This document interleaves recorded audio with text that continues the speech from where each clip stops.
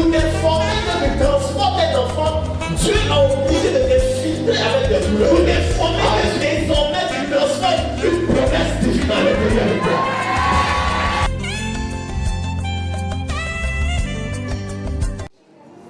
Michée 4, versets 6 à 10. Michée 4, versets 6 à 10.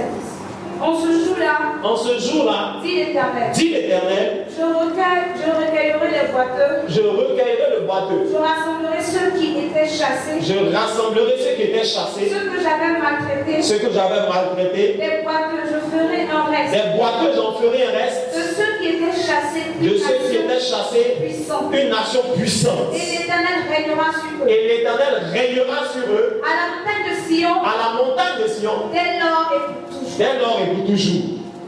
Jusqu'au verset 10. Et toi, tout du troupeau, colline de la ville de Sion, à toi reviendra, à toi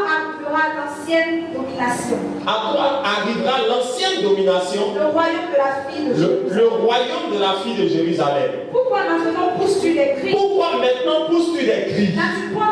N'as-tu point de roi? De conseiller? Oui. Pour que la douleur te saisisse comme une femme qui accouche. Fille de Sion. Souffle et gémis comme une femme qui accouche. Car maintenant, tu sortiras de la ville. Et tu habiteras dans les champs.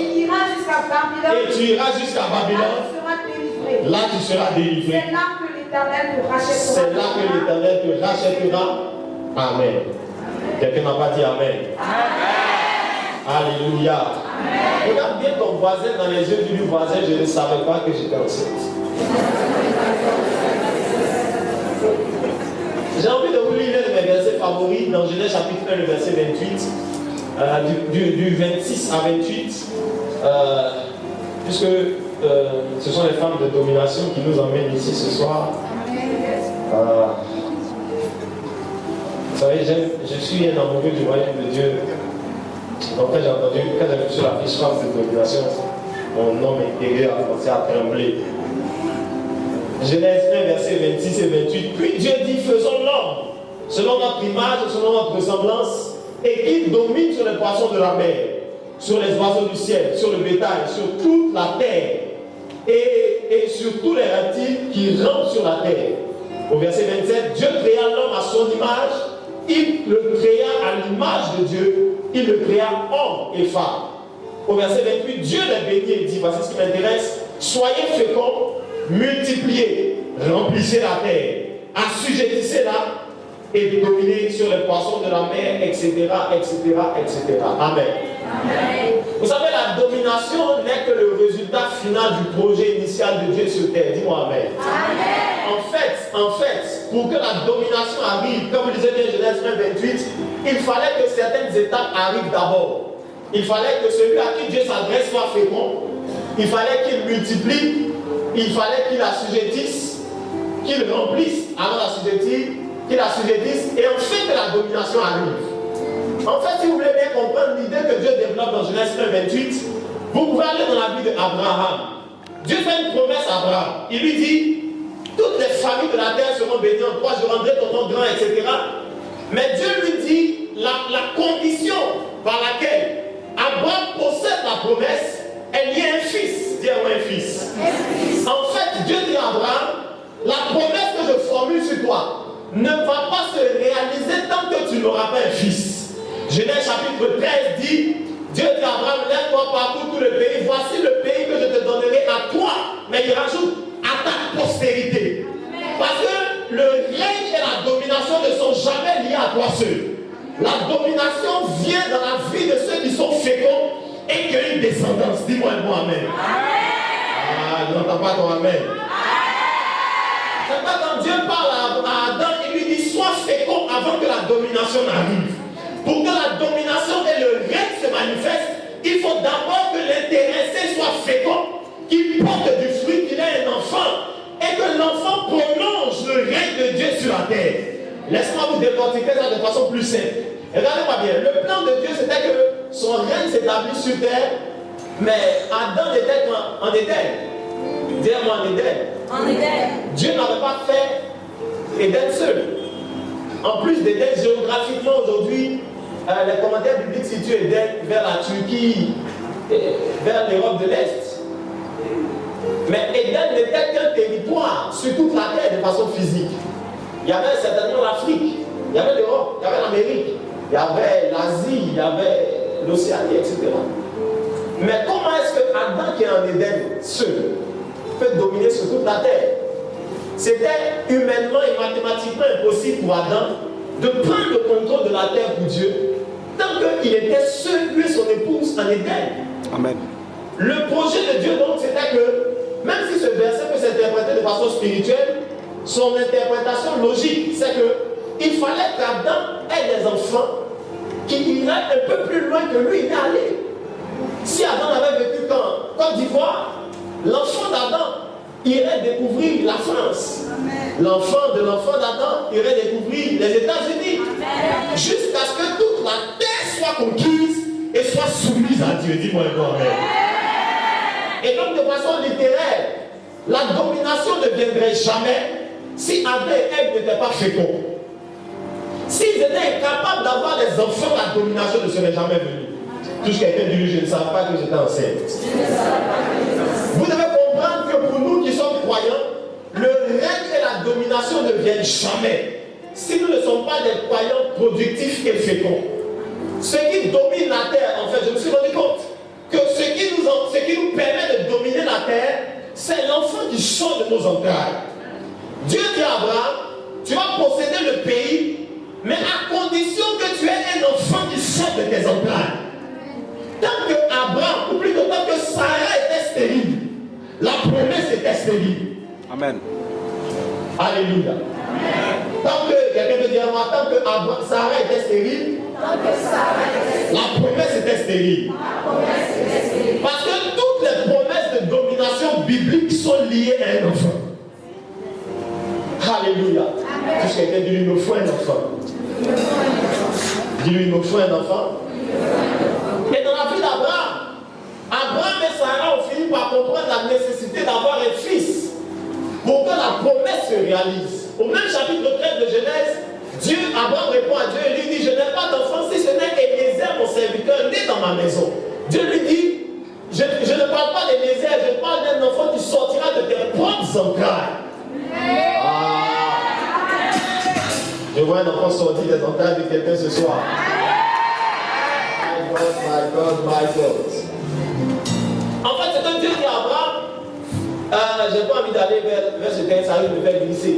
Mais ce que Dieu dit à Abraham, c'est que tu n'auras pas besoin d'attendre que le résultat vienne de quelqu'un d'autre.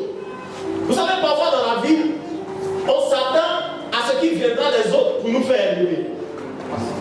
Mais quand Dieu te regarde, malgré tes défauts, malgré tes informités, malgré tes limites, malgré ton manque de connaissances, d'éducation, de diplôme, Dieu attend que ce qui va te faire posséder le pays sorte de toi. Touche quelqu'un à côté de toi, dis j'ai quelque chose à l'intérieur de toi. Le jour où j'ai médité sur ce message, j'ai commencé à toucher mes entrailles. Vous savez, si vous êtes vraiment chrétien et que vous voulez, et notre génération veut dominer la terre, vous devez comprendre que la domination ne viendra jamais sans la fécondité. Tant que notre église ne sera pas une église productive et féconde, je vais vous expliquer ça tout à l'heure. La domination ne viendra jamais dans notre génération. Alléluia. Alléluia. Touche quelqu'un dit le règne est lié à ta grossesse. Vous savez, je me suis intéressé un peu à plusieurs versets bibliques et je me suis rendu compte qu'il y a plus de 1000 références à un accouchement dans la Bible. Le terme accoucher, être en travail, revient environ 1000 fois dans toute la Bible. Dis-moi 1000 fois. Vous savez, quand on était à l'école, on appelait ça des études d'occurrence. Quand un mot revient plusieurs fois dans un texte, le mot finit par influencer le sens du texte. Ah, tu n'as pas dit Amen. C'est pour ça que ceux qui ont fait le commentaire, comment on appelle ça à l'époque, comment on appelle ça? Commentaire de texte. On dit dégager l'idée générale du texte. Quand tu vois beaucoup de fois guerre, fusil, etc. Tu déduis le champ lexical et puis tu déduis le thème. Dis-moi un mot amen. La Bible est un texte. Et quand un mot revient à plusieurs reprises dans la Bible, il finit par influencer le sens. Il finit par attirer le sens de la Bible vers ce mot-là. Dis-moi un mot amen. Et les nombreuses références à l'accouchement m'ont amené dans une certaine méditation. Et je me suis demandé comment est-ce que la vie de la Bible et des grands personnages bibliques ont été liés à des grossesses. Depuis Abraham, ou plutôt depuis Adam, la Bible ne fait que relater des enfantements. Caïn, Genèse chapitre 4, au verset 1. Adam alla vers elle et ils eurent un fils. Elle enfanta Caïn. Et cette rhétorique revient jusqu'à dans l'Apocalypse. Tout ce quelqu'un dit, il me faut un fils. Touche-le bien, touche-le bien, touche-le bien, touche-le bien. Et je me suis intéressé pour vous faire comprendre le message que j'ai dans le cœur ce soir. Je me suis intéressé aux grossesses naturelles. Qui a déjà eu un enfant? Lève la main. Qui a déjà été enceinte? Même si tu n'as pas eu d'enfant, lève la main. Lève bien la main, lève bien la main. Même si papa ne sait pas, lève la main. Tu n'as pas dit ça dans la cuisse, lève la main, c'est pas grave. Ah. Amen. Et celles qui ont eu un enfant savent que j'ai lu une étude qui disait que il y a une femme sur 700, je ne sais pas bien, je ne sais pas si l'étude est fondée ou pas, mais il y a une femme sur 700 qui, au bout d'un mois, sait qu'elle est enceinte. Ça veut dire que j'ai reformulé pour vous comprendre. En un mois, pour qu'une femme sache qu'elle est enceinte, il y a une sur 700 qui sont au courant. Sinon, les 699 autres ignorent jusqu'à environ un mois. Je ne sais pas si l'étude est fondée. Vous êtes des femmes, dites-moi si c'est vrai. On est 2 mois. Ça veut dire que tu peux être infiltré par un enfant sans te rendre compte. Aïe. Combien de mois? C'est plus. Combien? On est 2 mois. Il y en a qui n'ont pas levé la main, mais ils disent 3 mois. Comment vous savez? En plus, là, tu peux que lui t'es suspect, toi. Donc, jusqu'à 3 mois environ, on peut être infiltré par un être à l'intérieur de toi sans en être informé. Et je me suis mis à méditer, je me suis rendu compte que la Bible fait souvent référence aux douleurs de l'enfantement. Mais avant de faire référence aux douleurs de l'enfantement, vous connaissez celles qui étaient enceintes, vous connaissez les douleurs de la grossesse. Parce que jusqu'à ce que tu sois informé, Dieu est parfois obligé de t'infiltrer avec des douleurs et des souffrances pour t'informer qu'il y a quelqu'un à l'intérieur de toi.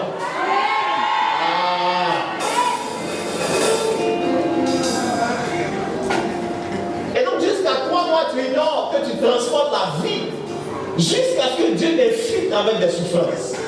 Tu sens des maux de rein, tu te sens lourd, fatigué, tu commences à avoir on appelle ça des modifications hormonales, ton corps se métamorphose, tu sens que tu deviens quelqu'un d'autre. Alléluia. Amen. Tu commences à avoir des nausées, tu saignes, tu dis beaucoup amen toi. Amen. Tu commences à avoir des nausées, tu commences à manifester les symptômes, dis-moi les symptômes. Les fatigues, les douleurs, etc., etc. Parce que pour t'informer que tu transportes un enfant, Dieu est obligé de t'infiltrer avec des douleurs. Ah, je suis venu annoncer à quelqu'un que cette douleur n'annonce pas sa mort. Cette douleur n'annonce pas sa mort. Cette douleur annonce que tu transportes quelque chose. Tout quelqu'un de ta vie, je suis enceinte. En fait, tes douleurs n'annoncent pas tes souffrances passées. Tes douleurs annoncent ta gloire à venir. Alléluia, alléluia, alléluia. Et le même phénomène se produit de façon spirituelle. Quand Dieu t'infiltre avec une grossesse, il est parfois obligé de t'infiltrer avec la souffrance pour t'informer que désormais tu transformes une promesse divine à l'intérieur de toi. Alléluia. Dieu, le processus divin, c'est que vous pour rencontrer Jésus. Mais aucun personnage, je vous mets au défi, aucun personnage du Nouveau Testament ayant rencontré Jésus n'a jamais reçu une parole. Tout ce que Dieu a rencontré, que Jésus a rencontré, il leur a parlé. Parce que la première des choses que Jésus fait après, la deuxième des choses, après vous avoir rencontré, c'est qu'il vous parle. Matthieu chapitre 13, suivez-moi bien à partir d'ici. Matthieu chapitre 13 dit que la parole est une semence. En fait, dans les dimensions spirituelles, la parole a la même valeur que le spermatozoïde de l'homme. A le même effet